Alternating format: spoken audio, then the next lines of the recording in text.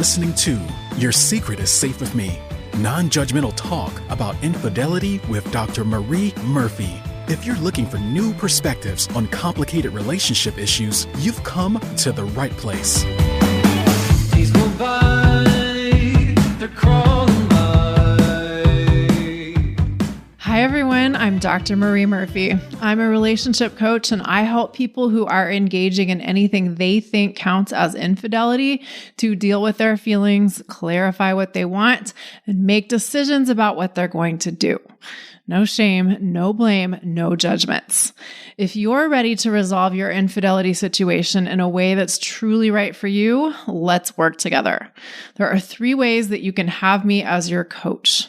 You can purchase the self-study version of my program, You're Not the Only One, or you can join the Secret Society group coaching program version of You're Not the Only One. Or we can work together one-on-one. Each of these options is great. They're just great in different ways. And you can learn more about each of these options or get started working with me in each of these ways by going to the services page of my website, mariemurphyphd.com/services. Okay, in today's episode, we're going to consider the question of how long you should wait for your affair partner to leave their marriage. This topic and this episode are closely related to last week's episode about having an agenda for your affair partner. Or maybe it's actually better to say that they're an offshoot of last week's episode. Let's say you are involved in an affair relationship and you want to be in a non-affair relationship with the person who is currently your affair partner, or you want to be in an above-board relationship with your current affair partner. Your affair partner is married and they've been telling you that they want to leave their marriage, or they've been telling you that they are going to leave their marriage so the two of you can be together in a non-affair way. And as I talked about last week, if you're in this position, it can be very easy to develop an agenda and to get into a mode of trying to help, quote unquote, your affair partner leave their marriage. And as I said last week, it's not unreasonable to want to help your affair partner to leave their marriage, but trying to do that may not be the best use of your time and energy, because only your affair partner can leave their marriage. That's a piece of business that only they can attend to, and you trying to help, quote unquote, them do that bit of life business may not actually help them all that much. And even more importantly, it may not actually help you all that much either. But there is so much you can do to get yourself closer to what you want, even if you are involved with someone who is married and they aren't moving as quickly on leaving their marriage as you would like. And one of the things you can do is decide how long you're going to wait for them to do the thing you want them to do. That is one piece of the puzzle that you have total control over. And it's very simple to exercise your control over this piece of the equation. However, sometimes we don't want to exercise control over this piece of the situation for a few reasons. For one thing, we may really want this particular relationship to work out. We may really, really, really want to be in a particular kind of relationship with this particular person. And to an extent, that's fine and great. It's a lovely thing to have a specific connection with a specific person and to want that to continue.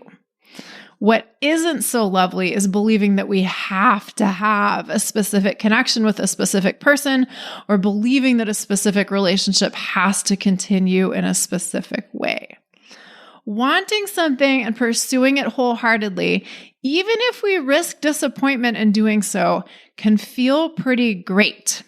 Wanting something and believing we have to have it in order to be happy usually doesn't feel all that great. But as you may very well know, people can and do get into the mindset of believing that they have to have their relationship continue with their affair partner in a particular way. People can and do get into the mindset of believing that their affair partner is the only person for them. People can and do get into the mindset of believing that their affair partner is the only person who could ever be for them, or is the only person with whom they could ever have the relationship that they want to have. If this is what you believe, or if you're operating from a mindset that is anywhere close to this, you are probably not going to want to set a time limit on how long you wait for your affair partner to leave their marriage. If the relationship ending in any way and for any reason seems like a terrible outcome to you, then you probably aren't going to want to put a limit on your participation in the relationship. And if you're okay with that, I'm okay with that. I'm going to make this point over and over again today. If you don't want to impose any limits on your relationship with your affair partner and you like that choice, then great. You can choose to stay with your married affair partner, even if you're tormented by the fact that they're still married. And it is also an option to decide to be content with your relationship with your affair partner just the way it is. It is an option to enjoy your choice to stay with them, even when you don't know when or if they'll leave their marriage. You could just drop the expectation that they're going to leave their marriage and decide to enjoy your relationship with them as it currently exists. Depending on what your preferences and priorities are, staying in your relationship with your married affair partner and shifting your expectations or hopes about whether and when they leave their marriage could be a solution to all of your problems. But of course, some people do not want to continue an affair relationship. They want to be in an above-board relationship with someone who is fully available to be with them. And that's great. That's a fine thing to want. But if you're stuck on wanting that relationship to be with a particular person, and that particular person is still married, that might present a problem. And this might seem like a really big problem to you. It's important to be aware that for some people, having a big problem like this can be kind of fun and exciting, at least on a certain level. There can be so much drama associated with hoping your affair partner will leave their marriage and following all of the ups and downs of what they do and don't do to take steps towards leaving. Even if the drama of wanting them to leave their spouse and finding their efforts in this direction insufficient seems exhausting and excruciating, it's still entertaining. Getting your hopes up and then having your hopes dashed may be pretty exciting and entertaining to you, even if it seems torturous. A lot of us prefer entertainment, even if it seems like torturous entertainment, to the absence of entertainment. A lot of us don't like being bored, and sometimes we think of the absence of drama as boring. And the combination of really wanting to have a particular kind of relationship with another person and not knowing if they are going to be available to be in that kind of a relationship with you can create some really high-octane drama. In these kinds of situations, when we're waiting for our affair partner to leave their marriage, we sometimes kind of get into believing that our fate really is in someone else's hands. Will they leave their spouse? Won't they leave their spouse? When will they leave their spouse if they do? It can be really compelling to get sucked into the saga and the mystery of not knowing what someone else is going to do, rather than taking responsibility for what you have the power to control. Now, if you love that drama, by all means, keep it. As usual, my recommendation is that if you choose this drama, you choose it consciously rather than unconsciously. But if you don't love the drama associated with waiting for your affair partner to leave their marriage, it's time for you to make some choices. And the first choice you have the opportunity to make is to decide whether or not what you are doing is actually waiting for your affair partner to leave their marriage. Does what you are doing count as quote unquote waiting at all? You might decide that it does, and you can decide what you want to do with that. But you might also decide that you aren't actually waiting for your affair partner to do anything. Now, here's an example of what I mean by that. If you think you are quote unquote waiting for your affair partner to leave their marriage, but you yourself are still in a committed relationship with someone else, you may want to consider adjusting your perspective on the situation. If you are preoccupied with whether and when your affair partner will exit their committed relationship, but you aren't doing much of anything to exit yours, then you might want to consider that you might not actually be waiting, you might be procrastinating. Or put a little differently, the question of whether or when your affair partner will leave their committed relationship may be important to you. But if you're letting that be more important than taking care of business that you actually have the power to take care of, you're bullshitting yourself. If what you really want is for you and your affair partner to be able to have a non-affair relationship, why not get busy doing the things to make that possible that you actually have the power to do? Well, I'll tell you why you might not want to do that. It can be uncomfortable to extricate yourself from your own committed relationship. You may not want to take on that project. And waking up every day and waiting to see what your affair partner does or doesn't do in terms of leaving their committed relationship can be a really potent and seductive distraction from dealing with your own business. So I want you to consider that if you think you're waiting for your affair partner to leave their marriage, but you haven't left yours, the only person you're really waiting on is yourself, at least until you decide to do anything differently. If you leave your committed relationship and your affair partner still hasn't left theirs, then that's a little different. But if you're still just as committed to someone else as your affair partner is, I encourage you to drop the idea that you're waiting on them for anything. Here's another example of what it can mean to decide whether or not you're actually waiting, quote unquote, on your affair partner to leave their marriage. I've talked about this already, but it's worth reiterating. Theoretically, you could remain in an affair relationship with your affair partner forever.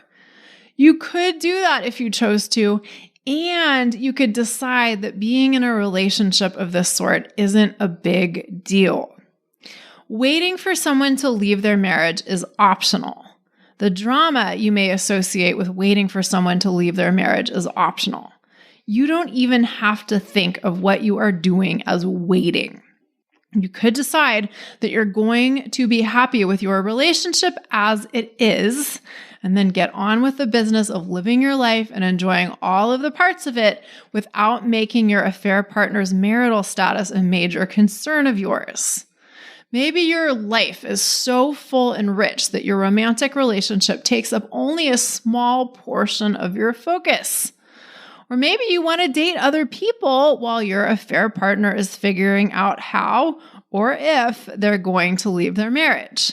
You don't have to do that, of course, but you could do that. The point is that there are lots of ways of enjoying your relationship without getting really stuck on the idea that you are waiting for your affair partner to leave their marriage. Now, on the other hand, you might say, but I don't want to be in an affair relationship. I don't want to be involved with someone who is committed to someone else or who is involved with someone else. And that's fair enough if that's what you want. And if you have done everything you need to do on your end to make yourself available to having the kind of relationship with your affair partner that you want to have, it's probably time to start thinking seriously about how long you want to wait for them to leave their marriage. It's probably time to think seriously about this and make an actual decision about how much longer you want to wait. Now, if even considering putting a limit on how long you want to wait for your affair partner to leave their marriage inspires panic or resistance or both, you are not alone. for all kinds of reasons, some of which I've already talked about today, the idea of setting a limit on your relationship with your affair partner may seem terrifying. So remember, if you don't want to set a limit on how long you wait for your affair partner to leave their marriage, you don't have to. But you may want to consider that even if you don't like the idea of setting a limit on how long you wait for your affair partner to leave their marriage, you can still explore it. You can consider reasons why you might want to set a limit and what kind of a limit you might set, even if you ultimately decide that you're just going to wait for them indefinitely. And here's why you might want to do that. Here's why you might want to just explore the idea of setting a limit on how long you wait for your affair partner to leave their marriage. No matter how great your affair partner is, no matter how much you love your precious, unique connection with them and them being the unique, precious individual that they are, you might really want to be in a relationship with someone who isn't committed to someone else. What you ultimately really want might be a relationship with someone who is fully available to be with you. Now, the problem is some folks say, well, my affair partner said they were going to leave their marriage, and I believe them. And I believe that it's hard for them to believe. And I believe that we're going to be together eventually. So I'm just going to keep waiting because I know I'm going to get what I want eventually. Here's the thing, people. You can't know that you're going to get what you want eventually. Not in any literal sense. Some people do not do what they say they are going to do. Some people say that they are going to leave their marriage and then they never leave their marriage. And I want to suggest that no matter how wonderful your affair partner is, it is possible that they will never leave their marriage, even if they've told you a million times that they will. And you may not like hearing that, and you may not like considering that. You may not like the idea that things might not go the way you hope they will. And that's fair enough. It's fair enough to not like that. If you really want things to go a certain way with a specific someone, that is fair enough. But at some point, you've got to ask yourself whether you want to cling to a particular version of an outcome that you want, even if there's no way of ensuring that you get that thing, or if you want to open yourself up to other ways of getting what you ultimately want. If what you want, ultimately, is to be in a relationship you love with someone who is fully available to be with you, that does not have to happen with your affair partner. You getting what you want is not dependent on them. For some people, recognizing this or remembering this is super liberating. Some people get really stuck on thinking that the only way for them to have the relationship they want to have is with one particular person. And once they consider that that might not have to be the case, they feel a swift and powerful sense of relief. Sometimes we just get stuck in tunnel vision and we lose all sense of the range of possibilities that are open to us. And when someone reminds us that there are actually many ways of getting what we want, we're like, oh yeah, that's right. And that's amazing. So for the sake of nudging those of you who just need a little nudge to make some clear decisions, let me repeat this very important point. You having the kind of relationship you want to have is not dependent on your affair partner leaving their marriage. There are other fish in the sea. If you're willing to open yourself up to a relationship with someone else, and you're willing to actively look for a relationship with someone else, you will find one. Sometimes remembering this, or perhaps truly recognizing this for the first time, is like a silver bullet. It's a swift and potent dose of relief. And sometimes, even when we truly believe on a deep, visceral level that we could have a great relationship with someone other than our affair partner, we don't like the idea of having a great relationship with someone other than our affair partner.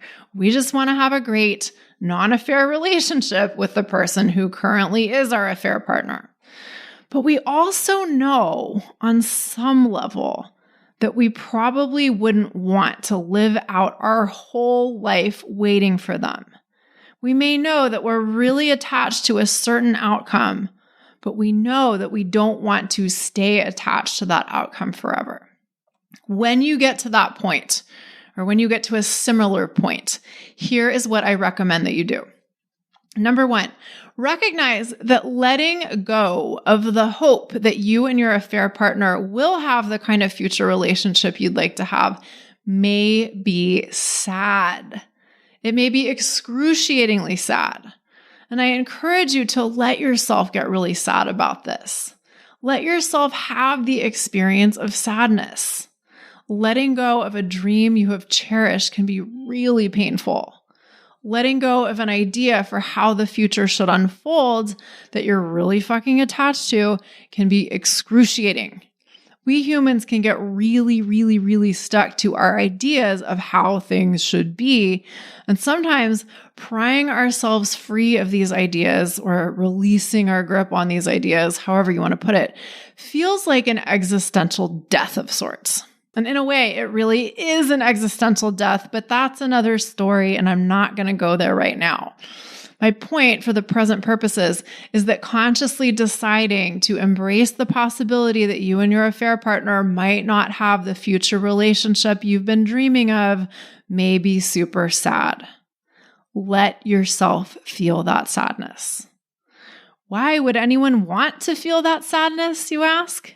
Because on the other side of that sadness lies new possibilities. An interesting thing to be aware of is that allowing yourself to feel the sadness that comes with considering that you might choose to let your relationship with your affair partner go for the sake of allowing yourself to pursue what you ultimately want may have a very rapid and beneficial effect. Once you allow yourself to feel that sadness, once you allow yourself to go there, you may start to feel ready to let the relationship with your affair partner go, or at least readier to let the relationship with your affair partner go. So often we're afraid of feeling the feelings we think we'll feel if a relationship ends, or the feelings we think we'll feel if we even seriously consider the possibility of a relationship ending.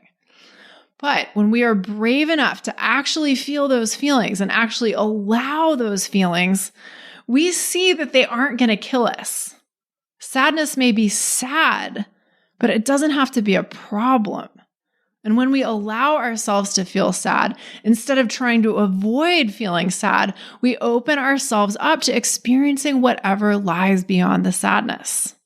And beyond the sadness of one relationship ending lies the possibility of a new relationship beginning, or the possibility of exploring new relationships, or whatever.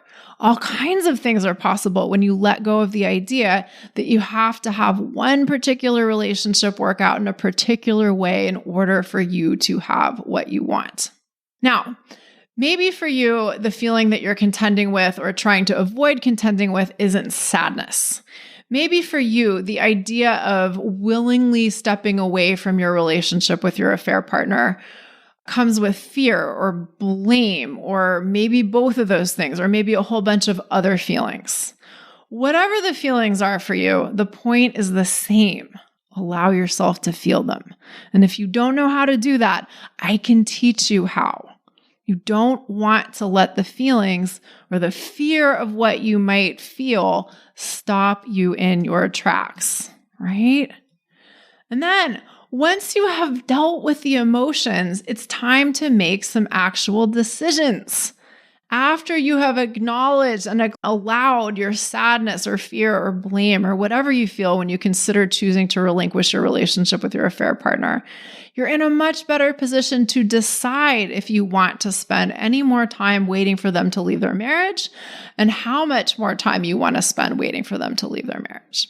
As you calmly, or from a place of less intense emotion, consider how much longer you might want to wait for your affair partner to leave their marriage. Here are some questions to ask yourself. Is it worth it to you to choose this particular person or having a relationship with this particular person over having the kind of relationship that you'd ideally like to have? It might be, or at least for a while it might be. And if it is, that's fine and great. If that's the case, you have the option of reframing your orientation to your relationship. You may want to stop thinking of what you are doing as waiting for your affair partner to leave their marriage. You may want to start thinking that you have a great life and a great relationship, and start thinking that you are willingly accepting the constraints that come with the relationship you've chosen to continue, because there's so much you love and enjoy and appreciate and value about this relationship with this person. If you do not want to indefinitely continue your relationship with your affair partner, ask yourself this: how long are you truly okay with continuing to wait and see what they do about their marriage? There are some other ways of asking yourself this question. For instance, how much longer could you wait for them without considering waiting a burden, or without considering waiting an act of compromising things that are really important to you? How much longer do you want to wait, knowing that you have no way of knowing for sure if they will ever leave their spouse, no matter what they have told you about their intentions? What are you cutting yourself off from by waiting for your affair partner to leave their marriage? What options or opportunities are you foregoing by waiting for something you don't have control over to happen? And how much longer are you willing to cut yourself off from those options or opportunities? When you answer those questions, make your answers as specific as possible. Here's an example of how some folks might specifically answer some of the questions I just posed. Sometimes people really want to have children, and they really want to have children within a certain time frame. And they really want to create biological children of their own, and they want to do it with a romantic partner who isn't married to or involved with someone else, right? And this could be, there's so many ways you can create biological children with someone you love, right? It doesn't have to be like one person has the sperm and the other person has the egg and then put the two together. Anyway, there are so many ways to do it. But the point is, if you want to create biological children with a co-parent who you are romantically involved with, that's great, right? There are other ways to have a kid, of course, but if this is the way you want to do it, that's fantastic. Now, let's say that you want this whole thing to happen within 3 years. You want to have kids, or at least a kid, within 3 years, and you want to have it with someone who you are romantically partnered with. And you know that you like your reasons for wanting this to happen within a 3-year time frame. So that's fantastic, right? Now you get to work backwards. If it takes 9 months, give or take, for a baby to get made and then get ready for its entrance into the world once the zygote is formed, that means you need said zygote to exist in about 2 years and 3 months if you are going to have a kid 3 years from now. And sometimes it's pretty easy to create a pregnancy, but sometimes it isn't. So you might want to give yourself a certain number of months to try to create a pregnancy. And just for the sake of making this example concrete, let's say you want to give yourself a good 6 months to try and make a pregnancy happen. So 9 months for the baby to grow, plus 6 months to try and create a zygote is 15 months. If you want to have a kid come into the world in 3 years, that leaves you with another 21 months, right? I think I'm doing the math right here. I hope so. You get to decide how you want to use those 21 months. You get to decide how you want to use that time.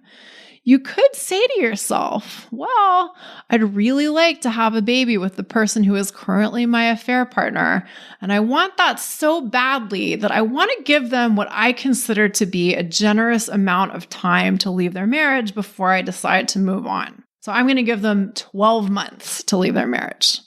And I'm going to do this because it's worth it to me to wait for them for 12 months, even though I could, in theory, use that time in other ways. I could, in theory, use that time to find someone else who I'd like to have a child with and form a bond with them. And if I wait 12 months, I'll still have 9 months to find a person who wants to have a baby with me, and I'm pretty sure I can do that. If you're cool with this plan, that's fantastic. Now, on the other hand, you might think, well, if I'm going to leave my relationship with my affair partner, I'm probably going to be pretty distraught. I want to get on with the business of looking for a new partner if this relationship with my affair partner doesn't work out, but I also want to take some time to not be in a relationship with anyone before I try and look for a new someone. If that's what you're thinking, you get to decide how much time you want to intentionally set aside to be single. And how much time do you want to give yourself to look for a partner? Let's say that you know you want 6 months to be single. That's great. Fantastic. And maybe you know you want a year to look for a person to have a baby with. Maybe that feels like a generous yet reasonable amount of time in your estimation. That's fantastic. So that the 6 months to be single plus 12 months to look for a partner, combined with 6 months to try to create a baby and 9 months for the baby to grow and get born, comes to 33 months, which, working within the 3-year timeline, means you have 3 months left over, which you might be more than willing to allocate to waiting to see if your affair partner does, in fact, leave their marriage. Now, before I say anything else, I want to let you know that I use this example of creating a baby and having a baby with a romantic partner because some people are very sure that they want to have kids, and they're very sure that they want to have them with a co-parent who is a romantic partner of theirs, and they're very sure that they want to have these kids within a particular time frame. But I also want you to know that I hesitated to use this example because I know that so many people experience a lot of stress and pressure in relation to having kids or having kids within a particular time frame. And I want to make it clear that my intention is not to add to that pressure. So if I have inadvertently added to the stress you're feeling around having a child within a particular time frame, I sincerely apologize. I've used this example because it's one compelling reason that some people have for making really ruthless decisions about what they want and timelines, right? Now, of course, there are lots of other really compelling reasons to make ruthless decisions about how you want to make use of your time too. Okay, with that said, if you ask yourself the questions I talked about just a few minutes ago here, and it's becoming clear to you that you don't want to wait indefinitely for your affair partner to leave their marriage, then it's time to get to work. Get clear on how much longer you are willing to wait and see what your affair partner does. Get clear on why it's worth it to you to wait this long and why you aren't willing to wait any longer. And of course, this will require some attention to the other things that are going on in your life and your other priorities and preferences, right? And then, to echo what I've said throughout this episode, if setting a limit on how much longer you're going to wait for your affair partner does not appeal to you, ask yourself why not. And if you like your reasons for not wanting to set a limit on your waiting for them to leave their marriage, then great. You can wait for as long as you want to, and you can make your experience of waiting as torturous or untorturous as you want to. And you can also make the practice of deciding how much longer you're going to wait a very simple, straightforward, and loving thing to do. Loving towards yourself or for yourself, and loving for your affair partner, right? Having an affair partner who says they want to leave their marriage and says they are going to leave their marriage, but doesn't actually seem to be doing all that much to leave their marriage may seem like a terribly unfair situation that's been foisted upon you by a cruel universe. Wanting very badly to have a particular kind of relationship with someone who says they want that kind of relationship with you, but doesn't walk their own talk may be sad and frustrating and confounding. And feeling sad and frustrated and confounded by being in this kind of a situation is fair enough. but you get to choose how long you want to stick around for more of the same. You get to decide if you want to make changes or if you want to sit back and just wait and see what happens. It's fair enough to not like waiting, but ultimately, you are in control of how much longer you spend doing it. So use the power that you have to create the love life you desire. Yes, that may involve making some decisions that are painful, but that doesn't have to be a problem. If you want help deciding how much longer you want to wait for your affair partner to leave their marriage, let's work together. There are 3 ways we can do this. You can purchase the self-guided version of my program, You're Not the Only One, which includes a whole library of video teachings and assignments that will help you deal with your infidelity situation in a way that you feel great about. There is also the group coaching program version of You're Not the Only One, which includes all of the teachings in the do-it-yourself program, but also includes group coaching calls that are held in a way that protects your privacy. And finally, there's the option for us to work together one-on-one. To get started working with me in any of these ways, go to the services page of my website, mariemurphyphd.com/services. Let's find you some relief and a clear path forward. Thank you all so much for listening. Have a great week. Bye for now. Thanks for listening to Your Secret is Safe with Me with Dr. Marie Murphy. Make sure to click subscribe to get updates on our latest episodes.